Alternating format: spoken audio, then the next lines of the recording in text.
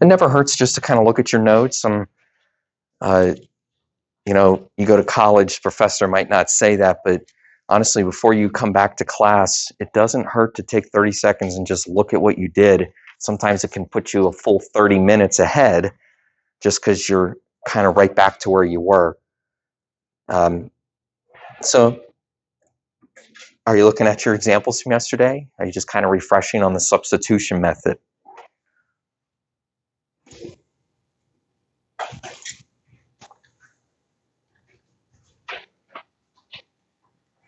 Okay, we've got this idea that you have to assign u. So that is obviously a big idea. Did you see it in your notes a few places? Let u. Most kids are going to realize that the question becomes, how do I do that? One of the ways that you do that is by letting it be the inside of the function. But again, that's kind of like a beginner's level way to think of it, and it's a good way. But what if there's not an inside? Like what if, like the last problem we did, what if it's like a fraction? So to assign u correctly is to think into the future. I always got confused about Back to the Future. We were going back to the future, but you have to think into the future, which is you have to think about the derivative. Now, I'm being serious about this. When you finally get this, you're going to realize that the whole idea about u is actually more about du. Okay, the whole idea about u is more of a realizing something about du. And what you're going to realize is that du, which is the derivative, cancels with the rest of the problem.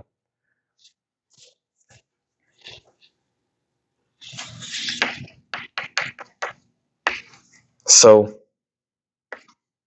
I think this is a good problem to, if you will, prove my point.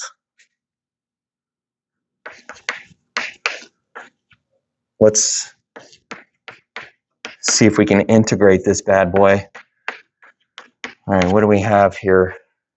All kinds of stuff. 6, x to the 4th, 2x squared, 5.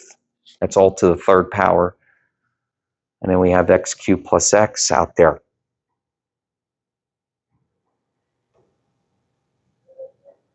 Okay, what did we sign up for? Well, we're trying to find the antiderivative of this thing. It's going to be a substitution problem. That would be the next thing that you'll realize, how to know if it's even substitution in the first place. But right now, it's substitution. Now, I know there's a lot up here, but there should be something that catches your attention, this extra function. It's a cubic function. And if that catches your attention as being on the outside, then you should be able to deduce that this is on the inside.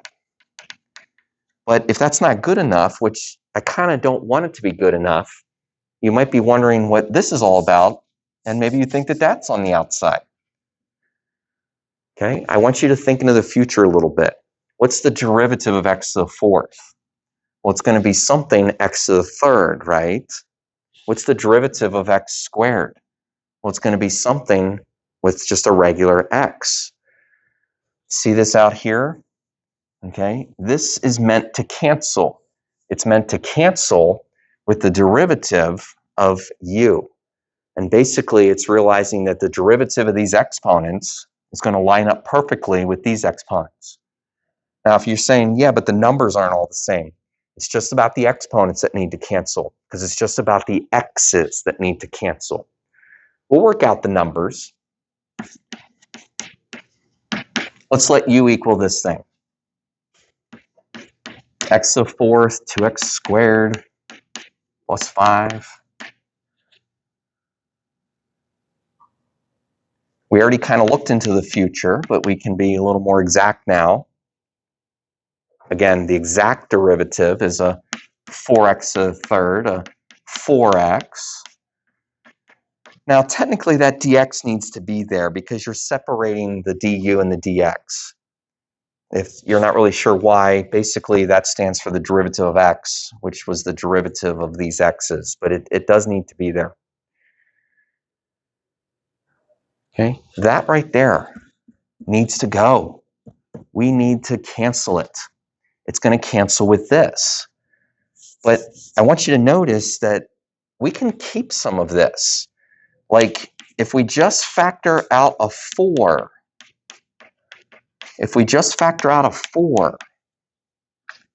some of this is going to stay.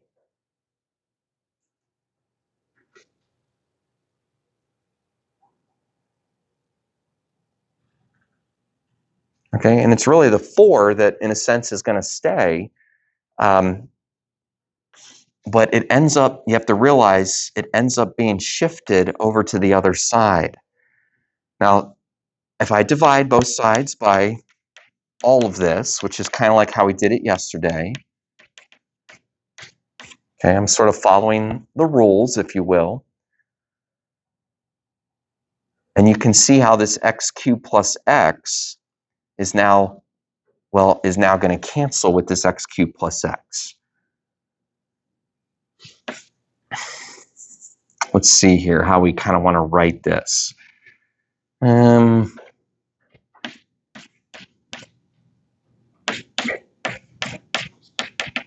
gonna do a little bit of kind of just splitting up. Some of this you might do mentally when you really catch on here, but it is these items, and it's kind of like there's 3 of these items here I want you to see. It's those 3 items that are going to substitute here for dx. Okay, again, the main thing though is that the x cubed and the plus x are going to cancel.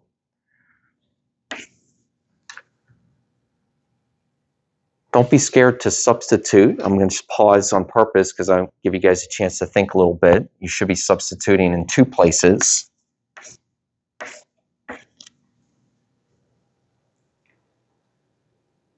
Don't be scared to substitute. You should definitely be putting the letter U in here.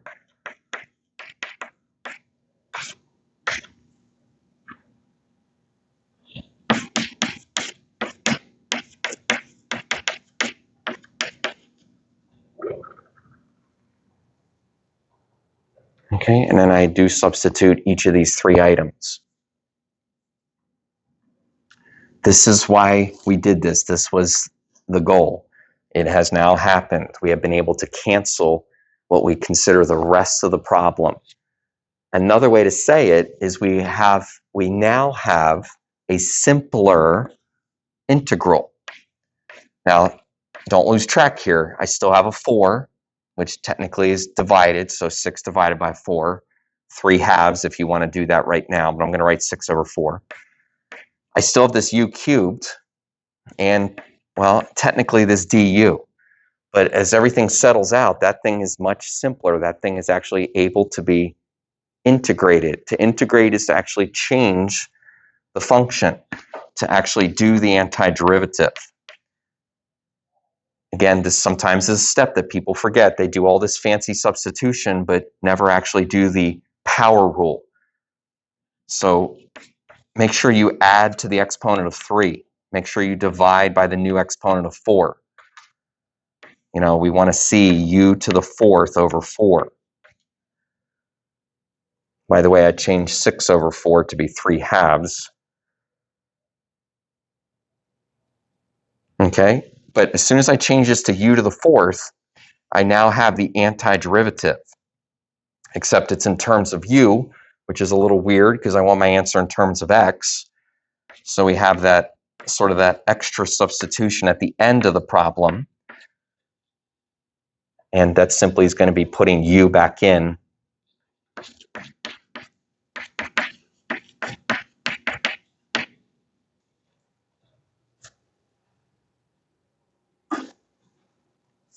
Okay, so we have 3/8 of the x to the 4th plus 2x squared plus 5 to the 4th.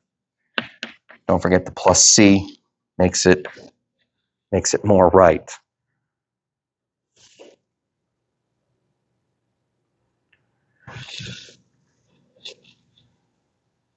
Now I know I could stand up here, I could kind of say, do you have any questions? I could say more, but until you really start doing these, will you realize that you get it, which is what we're going to do tomorrow.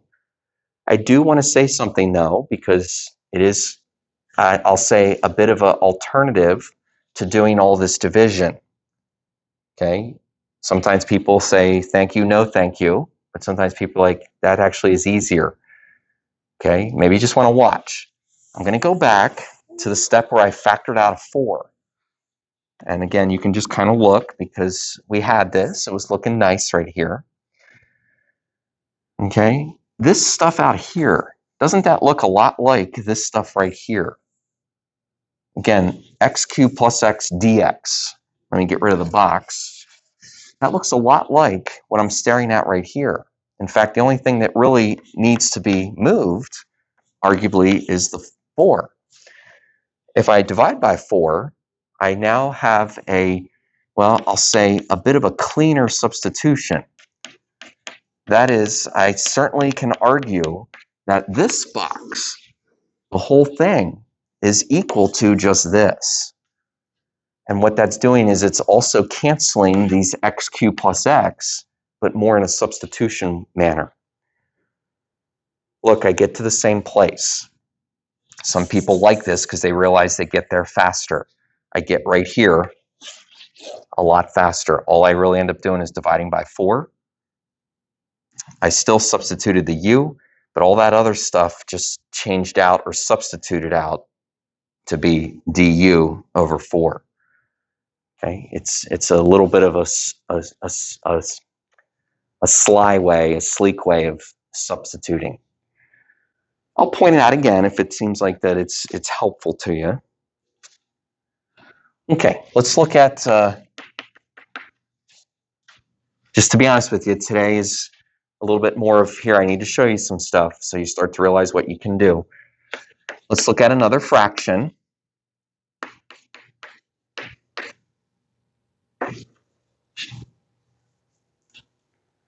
The way I wrote it on the board is the way that it's commonly presented in a textbook or even a test or quiz, dx over 1 plus 9x squared. But the real truth here is that it's a darn fraction.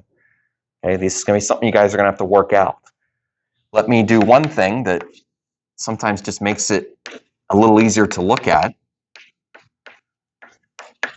You say, why didn't you just write it that way the first time? Again, I wanted you to see it as the textbook or a test or quiz might have it printed. That makes it a little easier for me to say 1 over 1 plus 9x squared. Let me say that again, 1 over 1 plus 9x squared. Now, if you're saying, should I know what that is? Well, I'll say that as given, it's not, you shouldn't know, but it should kind of feel like something. It should kind of feel like 1 over 1 plus something squared. Now, what's 1 over 1 plus something squared? These guys typically answer this, but again, everybody should know 1 over 1 plus something squared is inverse tangent.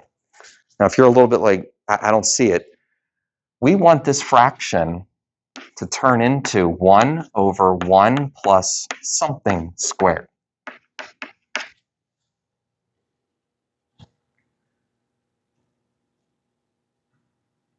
And I hope that you're looking at that and saying, oh, okay, well, there's a something. You know, what squared is equivalent to 9x squared? What's squared? It would be 3x. This is definitely a special problem. It's special because you have to realize that you need to think of it as 1 over 1 plus something squared. But as soon as I do that, I get myself with an inside function. Okay, this is an inside function. It's u.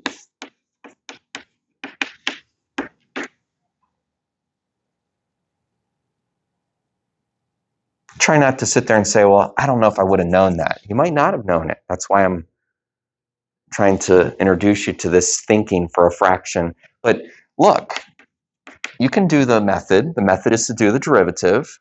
Okay, don't worry. You always do the derivative of, in this case, of 3x. It's just 3 dx, 3 dx. Now I know I did like a little bit of a sly substitution over here, but we don't have like a lot of junk in this problem. We don't need to worry about only doing a little bit of this step. The only thing to do is to move the 3. You want to isolate dx. You want it to be such that you can say that 1/3 du is the same as dx. You want to say what dx is.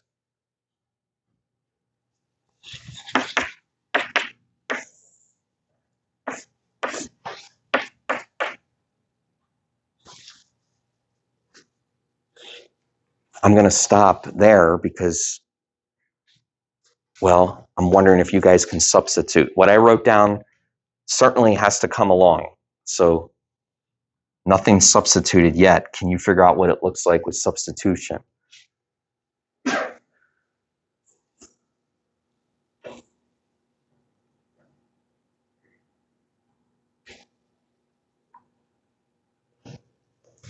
How'd you do? It's 1/1 plus u squared. I hope that step that you're not overthinking, that's the essence. You have changed 3x to be u. Are you getting this? This is important. You have to realize that both of those, 1/3 du, both of those are equivalent to dx.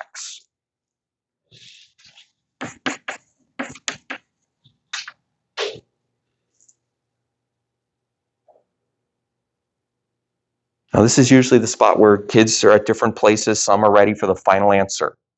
Some, it would help if they would see me write this. So I'm going to write it. 1/3 is just a coefficient. It's important, but it's not really part of the antiderivative. In other words, 1/1 plus u squared. Now that is the function I need to do the antiderivative.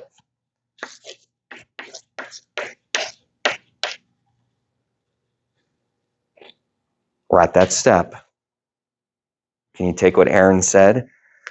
He said inverse tangent. You know, what does that mean?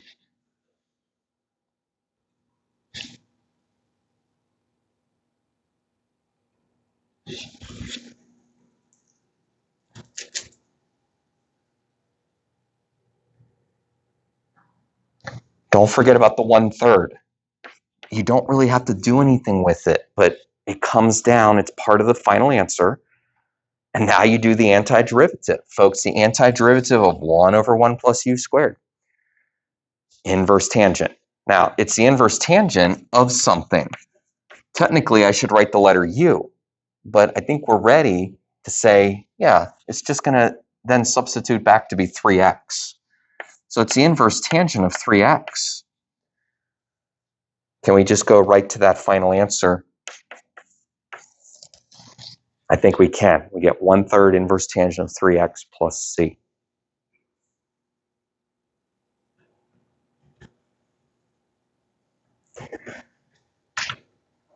Tomorrow, when you guys, I hope that you're here, that you can do this, that I give you these problems to start working on. One of the lucky groups is going to be the fraction group. There's actually 2 fraction groups. Okay. In the end, every student needs to understand the fractions, but I showed you a fraction yesterday that was an ln. I'm not going to go back through it, but I'm just pointing out that sometimes ln gets the call. Here's a fraction that we had to think of as an inverse tangent. And then there's other fractions that can be just thought of as negative exponents. Lots of fun, but if you're here to work it out, you will. Okay, again, I'm going to put you in a place that you can do that tomorrow.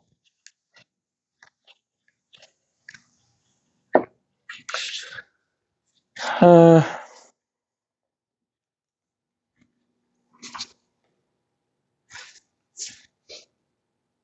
tell you what, I'm going to sort of make the little decision here. It'd be better to stop here, even though it's some time. I just know what's next. I'd rather have you with a fresh 30.